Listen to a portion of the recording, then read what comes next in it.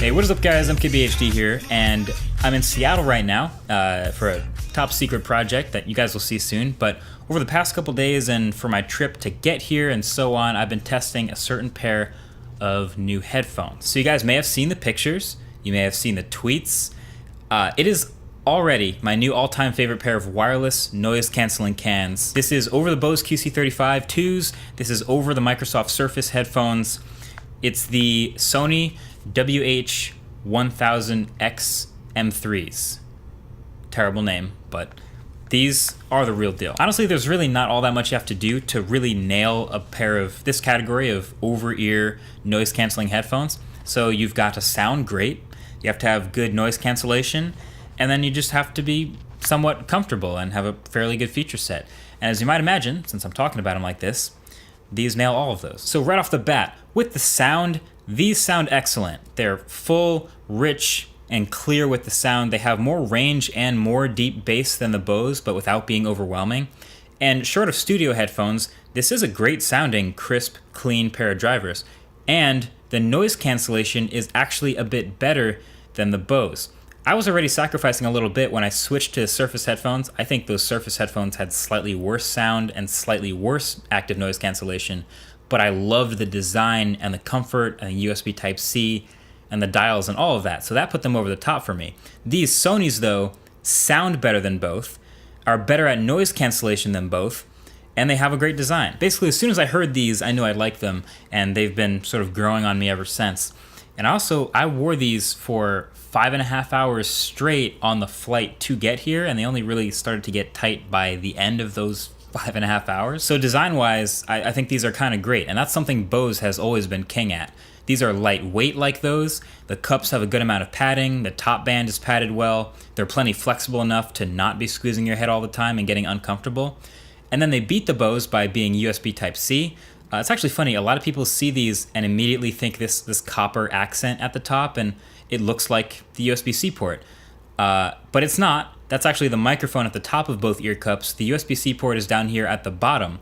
But yeah, you can use the same charger as you already have for your phone or your laptop or whatever other USB-C things you have. And the battery life lives up to the 20+ hours, longer than the Surface headphones. It's great. Okay, I'm really raving about these. I'm making them sound pretty perfect. Trust me though, they're not perfect. Nothing's perfect. I think in an ideal world, I would combine these with the Surface headphones and their dials and their design. I think those function a little bit better. But here are some things about these that aren't quite perfect. First of all, my number one complaint is the controls. There are only 2 physical buttons on these. All the rest of the controls, all the rest of the work is all done by swiping and tapping on the right ear cup, which is a small touchpad.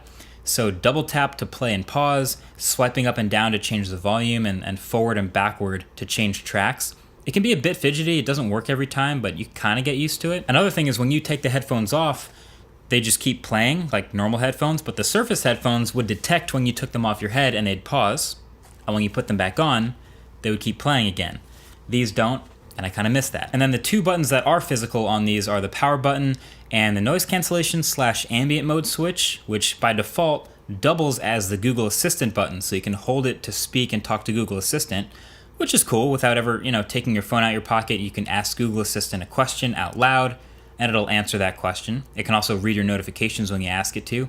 But even with all of that, I still prefer the Surface headphones' physical dials still for volume. And then there is also what is known as the cold weather issue with these headphones. There have been a couple reports about it or articles about it, but basically, when you take these out in, freezing conditions or sub-zero weather, apparently the touchpads will start to register phantom touches. So without you ever touching them, it'll start to play and pause your music and change the volume and the tracks and randomly stop playing. That's pretty rough. Now, I have been using these outside, as low as 40 degrees Fahrenheit, so not below freezing, but I haven't had this issue yet. But with as cold as it is in some parts of the world right now, it's worth noting that these do seem to have that issue. And I don't know if it can be fixed with a software update. It may be possible, but as of right now, if there's a cold weather issue that makes these unusable in certain climates, that's kind of a bummer, so I have to let you guys know about it. Also, these headphones come with a good hard case, like most other over-ear headphones, but I find that the way they fold is really annoying. Maybe it's just that I haven't gotten used to it yet, but that's a small nitpick, honestly. The case itself is fine.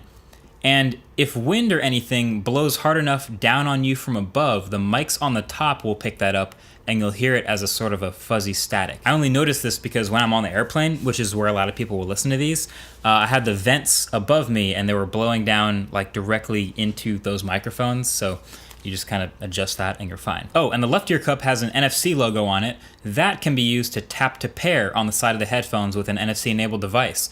So that's pretty cool. I'm gonna start using that more often to connect or to disconnect.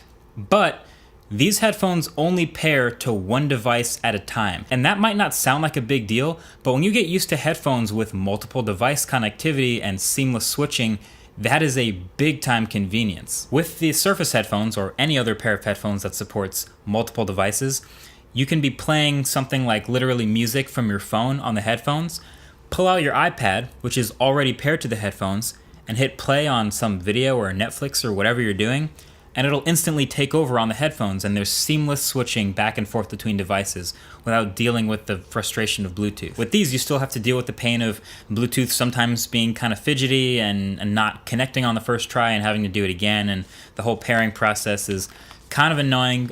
So yeah, I hope the next version of these that they make, the M4s, have that multiple device connectivity, but these don't. I wish they did. I really miss that. But other than that, I love these headphones. They're matte black, mostly all the way around, which you know I love, but you also got this little copper accent at the top with the Sony logo and the microphones, and it's also on the zipper of the hard case.